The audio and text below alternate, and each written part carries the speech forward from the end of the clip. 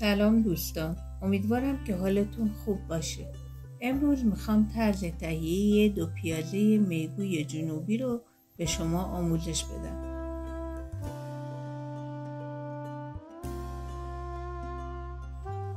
این غذا رو میتونیم هم به صورت خوراک و هم به صورت یک خورش به همراه با برنج استفاده کنیم.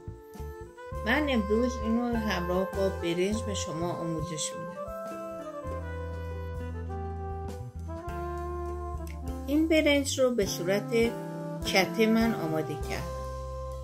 در ابتدا برنجمون رو درون آب میریزیم و 2 برابر مقدار برنج آب و 1 قاشق چایخوری نمک و مقداری روغن به اون اضافه میکنیم و اجازه میدیم تا آب اون تموم بشه.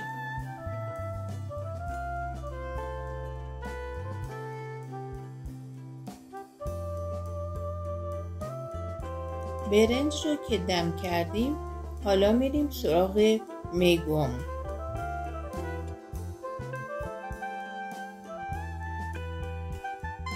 ابتدا مقدار کمی تمر هندی در حدود 2 قاشق غذاخوری را با آب جوش خیس میکنیم تا شیره اون بیرون بیاد.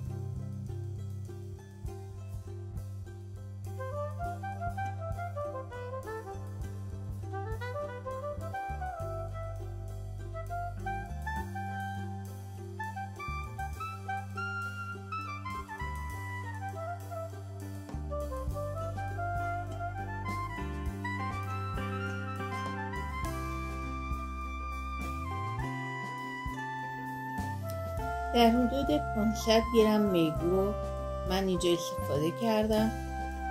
میگوی من تمیز شدن، فقط پشت کمر اون رو به شما نشون میدم که باید در هنگام تمیز کردن میگو به اون توجه کنید. پشت کمر میگو یک تیره کوچکی وجود داره که اونو باید جدا کنیم تا میگو خوش‌طعم‌تر باشه.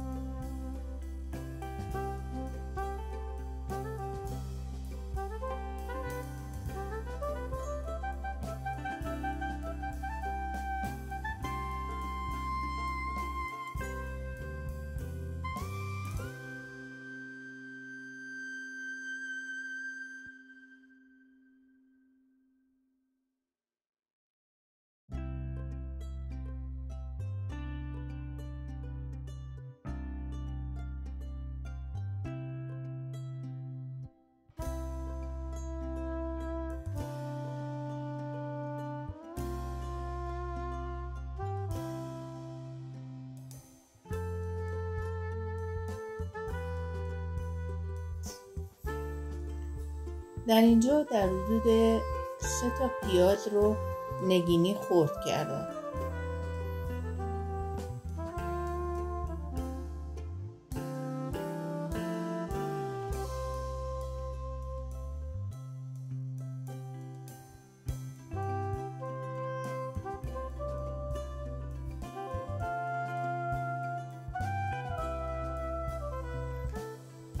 پیازها رو سرخ میکنیم و در حدود نصف زردچوبمون رو به اون اضافه میکنیم.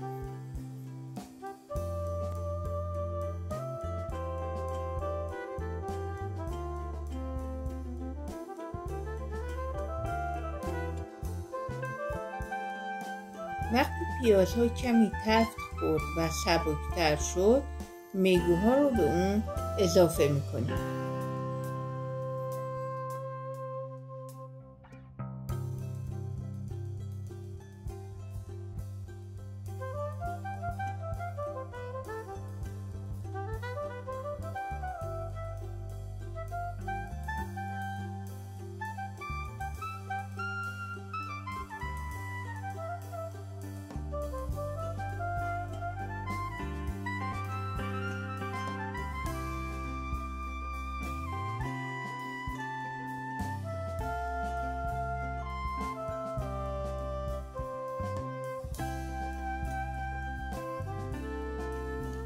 3 حبه سیر رو خرد کرده و به میگوها اضافه میکنیم.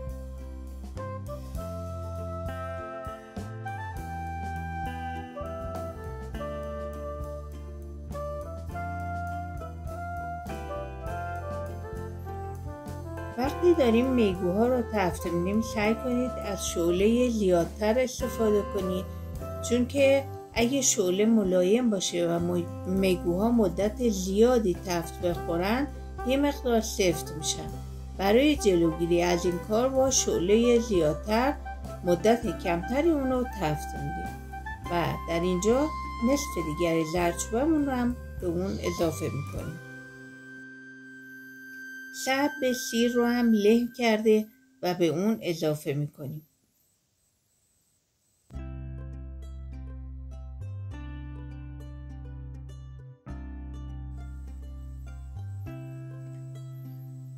ادویه هامون رو که شامل فلفل سیاه، فلفل قرمز و ادویه کاریه به اون اضافه میکنیم.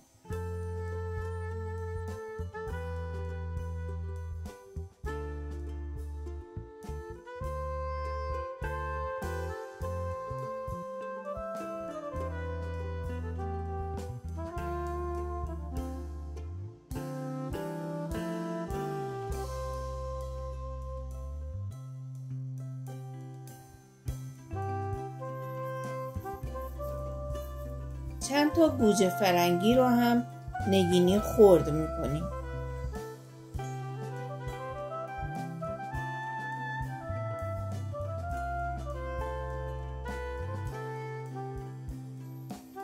حالا گوجه ها رو هم به میگومون اضافه میکنیم و اونو تفت میدیم.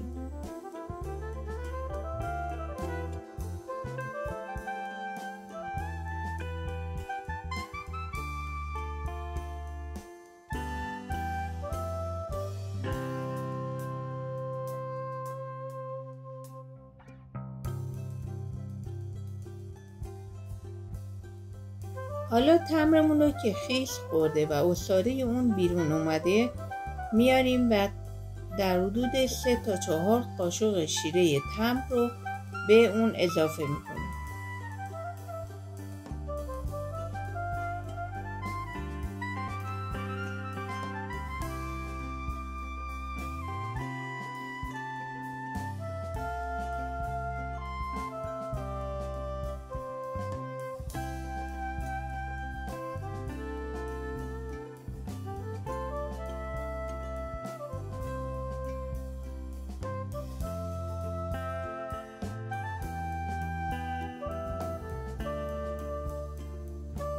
حالا در به اونو میذاریم و اجازه میدیم در حدود 10 دقیقه با شعله ملایم بپزه.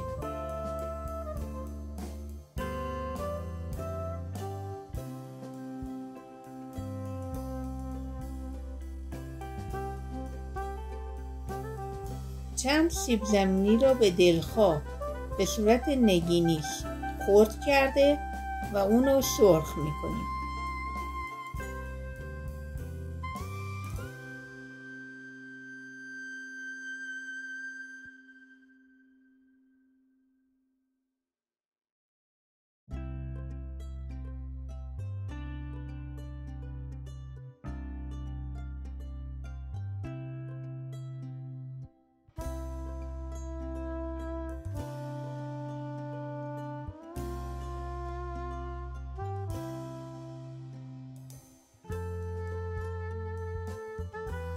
حالا سیب زمینی سرخ شده رو در کنار غذا میذاریم و استفاده میکنیم.